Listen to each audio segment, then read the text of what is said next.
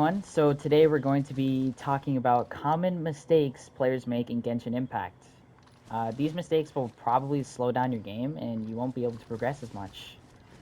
The first mistake a lot of players make is their crit damage and crit ratio. Like pretty much the crit damage and crit rate.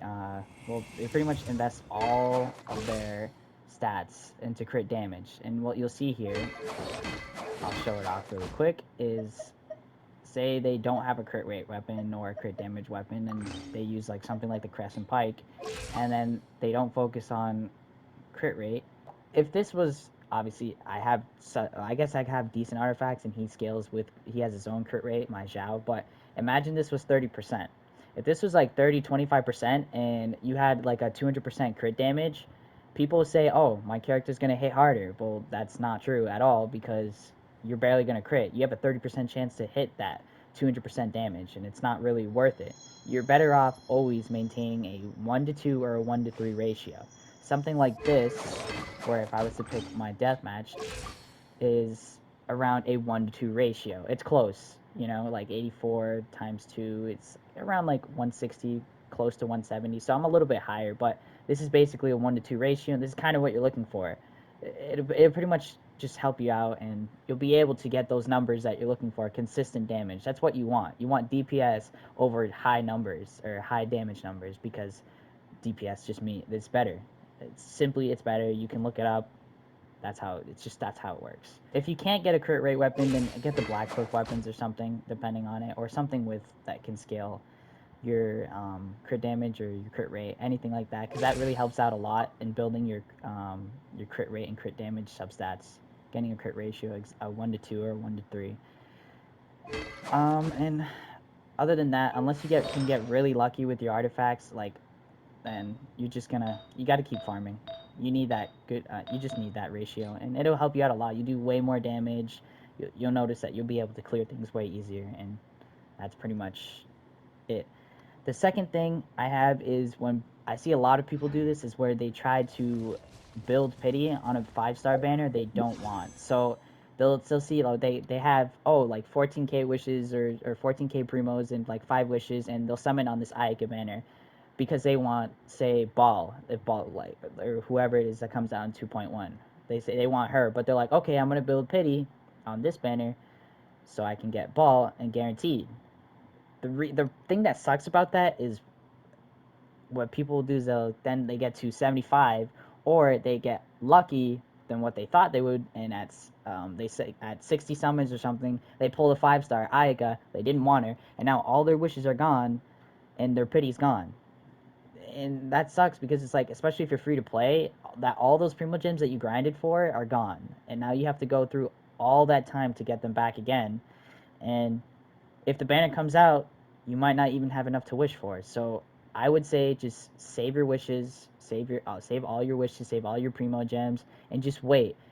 Because if this is a character you don't want and you don't want those other 4-stars, then don't summon on it. Just wait till that banner comes out and then use all your wishes to build pity normally, on that banner for that character you want. That way, if you don't pull the 5-star, you will get at least a chance to get the 5-star again, because the way the pity system works is if you don't pull the 5-star the first time, the next time you pull a 5-star will be the guaranteed character that's featured. Another thing, now I don't know if everyone has this, but your Bennett here, please, please, please do not Constellation 6 him. It just, all your damage gets lost. It just doesn't work. It seems good, but it really isn't. Like, the fact that all your attacks get infused with pyro just ruins half of your damage. Your physical DPS won't work. Electro DPS is that infuse their weapon with Electro, unless they say they can't be overridden, don't work with Bennett's buff. And Bennett's an amazing character, and if you can't use his buff, that kind of sucks sometimes on a lot of characters. You lose out on a lot of damage. But if you don't, obviously I don't think a lot of people have this, but if you do, just keep them at C5. If you get another Bennett, just leave it there. I know it sucks to see that red glowing mark. I caved into it, but just don't do it. It's not worth it. So the next thing we have is, do not level up tons of characters, especially if you're like free to play and you're just starting out. You don't want so many characters leveled up here. Like, you just want a few. I've been playing for a little bit, so obviously I do have a bunch leveled up. But for the most part, you kind of want to just level up the characters you know you're going to use. At least pick like 8 characters, right? That you know you want, because you want a team of 8 for the Spiral Abyss. Pick 8 characters, focus on them, build them. Your best bet is to at least have 2 hyper carries, like someone like Zhao or someone like Diluc, and just invest into them. That way, it doesn't cost you as much resources. You can have them super over leveled compared to your other characters, like a sub DPS like Fischl, or an enabler sub DPS like Child. You know, so instead, I would say focus on just a few characters.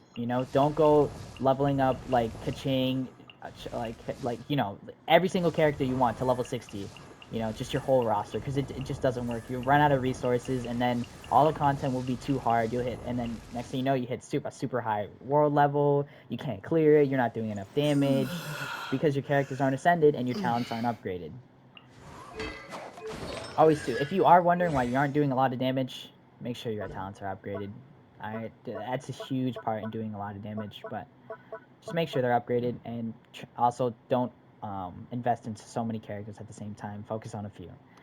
Another mistake a lot of people make is not capping their resin. So if you want to progress a lot into this game, you need to use your resin always. It should never be capped. Now, I'm not gonna lie, I definitely have done this. I admit to this. I have kept my resin cap, but that's just because sometimes I just don't feel like playing this game. So if that's the case, that's okay. But if you really want to stick and play this game and progress and be able to do the abyss and clear it, you need to use all your resin, cap it out, use it on all the domains you can, all the bosses. Just it helps you upgrade your characters. It's the only resource that you have like constantly that always comes back. So just make sure you use it all the time and that it's never capped out. Don't level 90 your characters. There's no like if you get them to if you send them to level 90, don't max it out.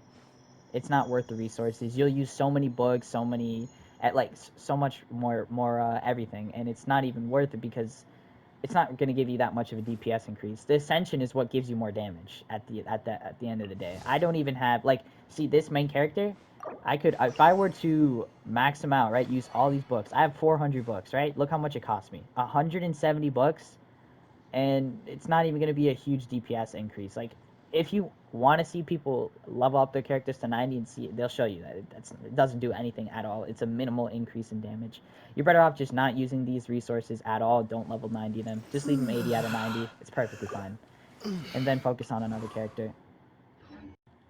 Another mistake I see a lot of players make is with artifacts. They focus on the 4-piece or 2-piece effect of it rather than substats.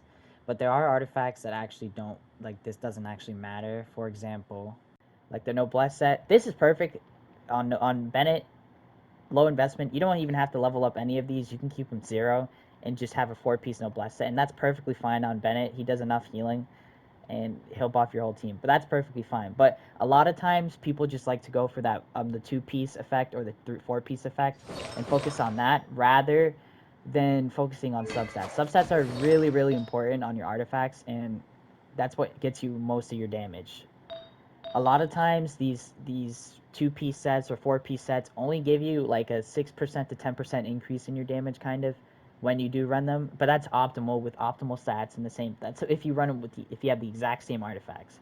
For the most part, you can just run no set bonuses and you still be fine, especially your DPS. It's like there are certain characters that you're better off just running the 4-piece set, like Zhongli. Again, 4-piece set with Millilith is perfectly fine. You don't need to go for crazy substats on him, at least depending on how you build him. I built him as like a shield bot just to give me shield, and that's all.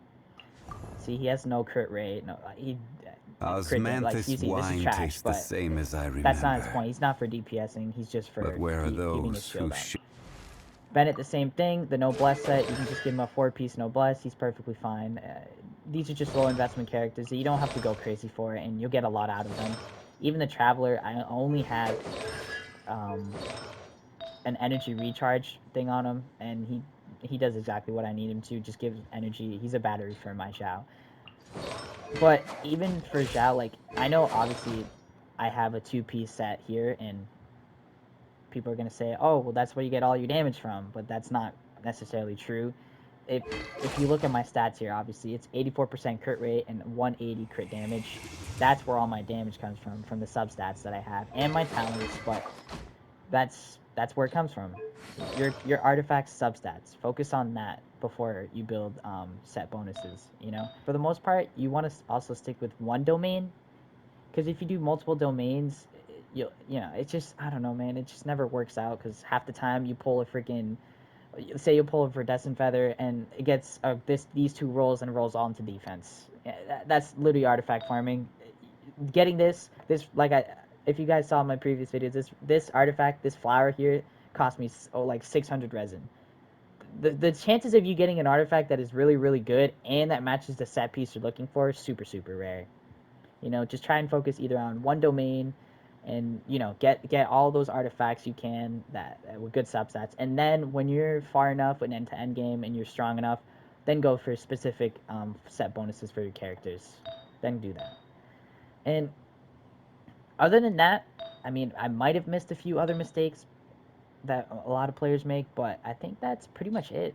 Just don't try and make these mistakes, because it'll slow down your game. And if you want to progress, that's the only way to do it. So, yeah, that's pretty much it. Thanks for watching. Uh, Leave a like if you enjoyed, and subscribe for future videos and future Genshin Impact content. Also, I stream on Twitch. You can, if you check, it'll be in my comments. I'll drop my Twitch. But if you want to know, it's twitch.tv/MrBoss0207. After this video is up, I might be streaming. You might be able to catch me streaming. So if you guys can come check it out and support me, I'll appreciate that. But yeah, anyways, I'll see you guys.